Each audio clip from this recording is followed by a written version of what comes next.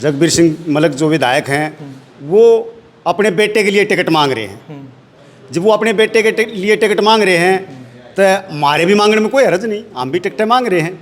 तो या मेरे हिसाब से सीटिंग गेटिंग चलना नहीं चाहिए। जब खुद विधायक है जो सीटिंग है वो ही अपने बेटे तक टिकट मांग रहे तो फिर सीटिंग गेटिंग या तो नहीं चलेगा। दीपेंद्र भाई दीपेंद्र कैसा नेता मेरे हिसाब से आप ढूंढोगे जब नहीं पाओ, इतना बढ़िया नेता है। शहर का तो मामला ये है कि यहाँ जो है ना कुछ तो मैं जो अब हमारे विधायक हैं ये 4 बार 5 बार विधायक हो लिए पर 4 बार तो यहीं से रहे हैं। तो इसमें विधायक भी मैं कहीं ना कहीं इसमें मानूँ दोषी।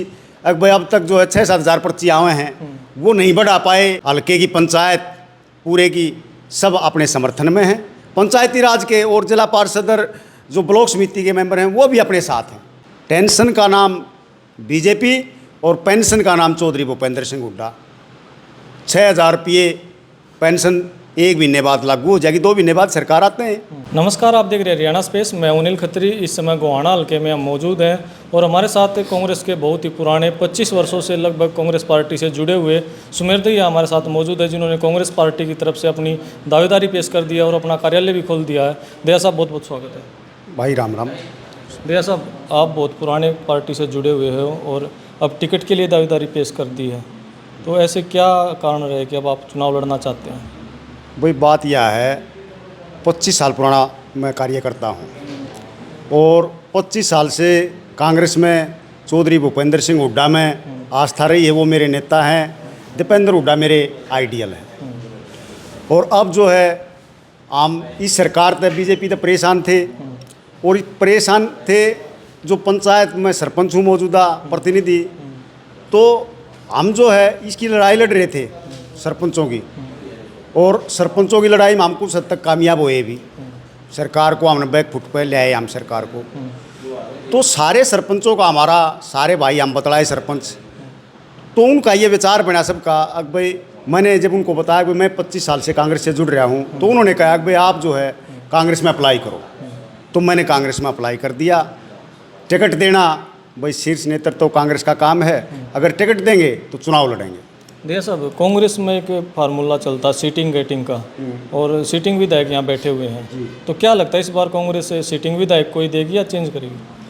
देखो जी, सीटिंग गेटिंग का जो फार्मूला है वो तो कांग्रेस जाने, उसका नेतृत्व जाने, पर यहाँ जो सीटिंग है जगबीर सिंह मलिक जो विधायक हैं वो अपने बेटे के लिए टिकट मांग रहे हैं। जब वो अपने बेटे के लिए टिकट मांग रहे हैं तो हमारे भी मांगने में कोई हर्ज नहीं, हम भी टिकटें मांग रहे हैं। तो या मेरे हिसाब से सीटिंग गेटिंग चलना नहीं चाहिए। जब खुद विधायक है जो सीटिंग है वो ही अपने बेटे तक टिकट मांग रहे तो फिर सीटिंग गेटिंग या तो नहीं चलेगा। तो क्या लगता है जिस तरह लोकसभा चुनाव में बड़ी कांटे की टक्कर रही है कांग्रेस बीजेपी में, तो जो कांग्रेस पार्टी है वो क्या देखकर इस बार टिकट देगी? देखो भाई साहब, कांग्रेस पार्टी देख कर तो ये देगी। वैसे तो एंटी राज की जो लहर है ना, जो बीजेपी के अत्याचार है एक तरीका से, चाहे जो मुद्दे हैं, चाहे बेरोजगारी है, महंगाई है, ठीक, हमारा सरपंचाई का मुद्दा था, ठीक, तो जनता परेशान हो चुकी है। टेंशन का नाम बीजेपी है। टेंशन लोगों को इतनी दे दीन है कि भाई चाहे आप पोर्टल की बात ले लो, किसानों की बात ले लो, सब परेशान, हर वर्ग को परेशान करा पीटा। टेंशन का नाम बीजेपी और पेंशन का नाम चौधरी भूपेंद्र सिंह हुड्डा। 6,000 रुपये पेंशन 1 महीने बाद लागू हो जाएगी, 2 महीने बाद सरकार आते हैं। और ओपीएस की भी जैसे कह रखी है हुड्डा साहब ने, ठीक। और पंचायती राज की आज से 10 साल पहले जो पंचायती राज था, जो पहले पुराने सरपंच हमने भी मिलने हैं, वो जो गांव देहात में विकास कितना बढ़िया विकास करा रखा था, गली नाली फिरनी सब पक्के थे। जब 10 साल ये भी कांग्रेस के होते तो आज गाँव विकास नहीं विकसितता की बात करते। तो कांग्रेस में बहुत लंबी लिस्ट है जो टिकट मांग रहे हैं, ऐसे में एक आदमी को टिकट मिलेगी? हाँ, एक को मिलेगी भाई टिकट तो, या तो दिखती बात से, चाहे याडे तो 47 भर रहे हैं, चाहे 100 ने भर रखा हो, जब भी टिकट तो एक मिलनी है। उसमें भाई हम भी दावेदार हैं। सारे हल्के की पंचायत पूरे की सब अपने समर्थन में हैं। पंचायती राज के और जिला पार्षद जो ब्लॉक समिति के मेंबर हैं वो भी अपने साथ हैं। अच्छा, तो आपके जीत के समीकरण क्या देखते हैं आप? भाई टिकट देगी तो जीत की जिम्मेवारी है। जीत जो पंचायती राज के हमारे सदस्य हैं सारे सब जो अपने साथ हैं तो ज़रूर जीतेंगे भाई, जीतने में कोई दिक्कत नहीं है। ठीक, एंटी राज लहर भी है, चौधरी भूपेंद्र सिंह हुड्डा का चेहरा भी है। ठीक, दीपेंद्र भाई, दीपेंद्र कैसा नेता मेरे हिसाब से आप ढूंढोगे जब नहीं पाओ। इतना बढ़िया नेता है जो जनता के मय रहे है, कितना शहर देता है उसमें।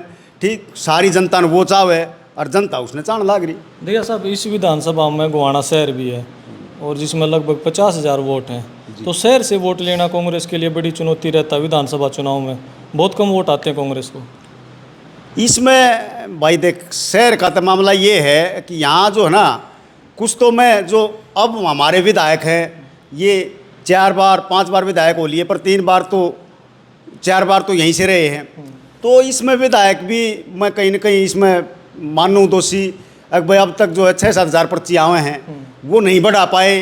ठीक, बाकी हम कोशिश करेंगे और मैं दावे के साथ कहूँ अगर भाई हमने टिकट मिली तो गोहाना ज़रूर बदलेगा।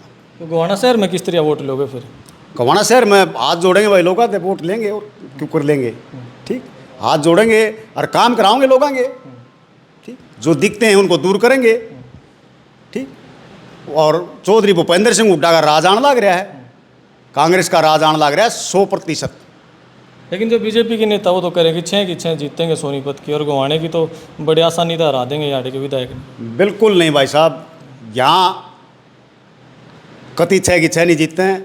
हरियाणा में कांग्रेस पार्टी 70 सीटों से ऊपर जीतने जा रही है। एक तरफा लहर है। अब बीजेपी ने काम में ही से कर दिया भाई।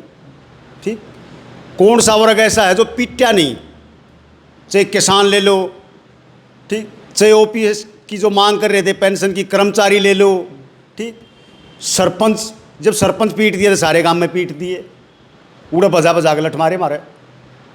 तो फिर वो तो ये भी करे ना, जब भूपेंद्र हुड्डा की सरकार थी यार, गोहाना के साथ गोहाना का कोई विकास नहीं होया और उन्होंने बड़ा भेदभाव करा सोनीपत के साथ। ऐसा है, बिल्कुल विकास होया। मैं बताता हूँ गोहाना में आपने कलोड़ गांव है, गोहाना हल्के में आता है। ट्रिपल आईटी खुद रखी है, खानपुर मेडिकल कॉलेज, जो इनने लगभग बर्बाद सा कर दिया बीजेपी सरकार ने। ठीक, जो उससे को रेफर कर दें ये। और ट्रिपल आईटी, मैं उस प्रोग्राम में था, शिक्षा मंत्री राजू पल्लम आए थे वहाँ। वो अपने लोकसभा क्षेत्र में भी ट्रिपल आईटी नहीं थी और वो यहाँ दीपेंद्र भाई उसने लिया था हुड्डा साहब के नेतृत्व में, और वो यहाँ जो है इसका उद्घाटन करके गए थे। ट्रिपल आईटी 27-28 से सारे भारत में है भाई। तो भाजपा के नेता अगर भूपेंद्र हुड्डा ने तो सिर्फ प्रदेश को लूटने का काम किया है और दोबारा से लूटने के लिए वो इतना उतावले हो रहे हैं। भाई बात यह देखो, लुटेरे ने तो लुटेरा दिखा रहे। भूपेंद्र सिंह हुड्डा ने लूटे है, वो ट्रिपल आईटी क्यों खोल मेडिकल कॉलेज बना दिया भाई खानपुर में। ठीक, लूटने का काम कराया है बीजेपी ने। और ये लूट फूट और झूठ ये बीजेपी की नीति है। ठीक, पहला लूटेंगे। ये आप देखो महंगाई को लेकर देखो, महंगाई में जो देश गरीब आदमी लूटने तो लाग रहे हैं। महंगाई में 500 रुपये का सिलेंडर भी न गरीब आदमी तय कर दिया। इसका मतलब यो है कि यो 500 रुपये का सिलेंडर पहले जब 1000 का बेचते थे यो 500 का था। 500 रुपये लूटे, ये झूठ बोल दी भाई 500 करें हैं, ये भी ना हो यो 500 का थे। यो तो ये 15 दिन पाँच यो तो एक महीने पाँच कांग्रेस से करेगी इसने। जैसे ये हितेशी थे तो मैंने नू बेरा था जो 500 सिलेंडर है 3000 का क्यों गरीब आदमी देने लाग रहे थे, और जब दे दिया था तो ये जब उसका बचाव करे हैं तो 500 के हिसाब तो उसका हिसाब करके 60,000 रुपये बने हैं 10 साल के, उसके खाते में गिर दो। वो तो कहें कि भूपेंद्र हुड्डा तो सिर्फ दीपेंद्र हुड्डा के लिए लड़ाई लड़ रहा है, प्रदेश की जनता से कोई लेना देना नहीं। भाई दीपेंद्र हुड्डा इतना बढ़िया नेता है।